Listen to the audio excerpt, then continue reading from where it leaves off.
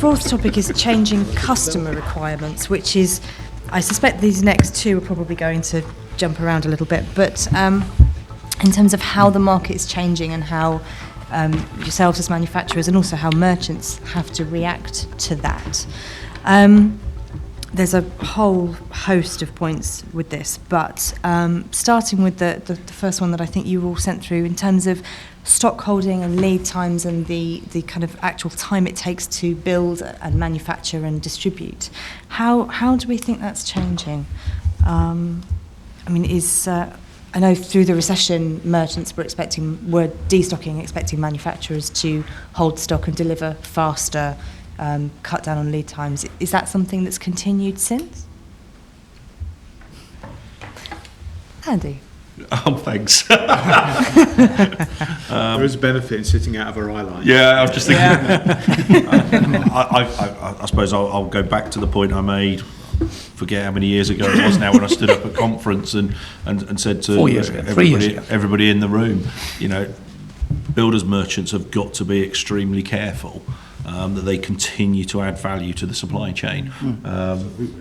You're absolutely right, Jenny. I mean, over umpteen years, merchants have tried to reduce the amount of stock they have to buy.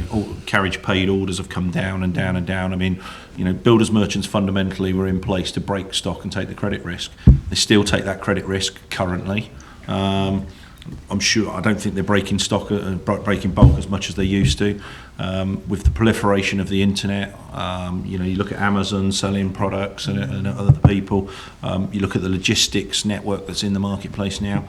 It wouldn't be difficult for any manufacturer to start to supply people direct, with the exception at this moment in time of possibly the complication of the credit risk and dealing with lots of people and the local knowledge. I think there are some merchant groups that are starting to move back to buying in bulk because they realise that is a risk, and I think they'll be the ones that will be more successful. Okay.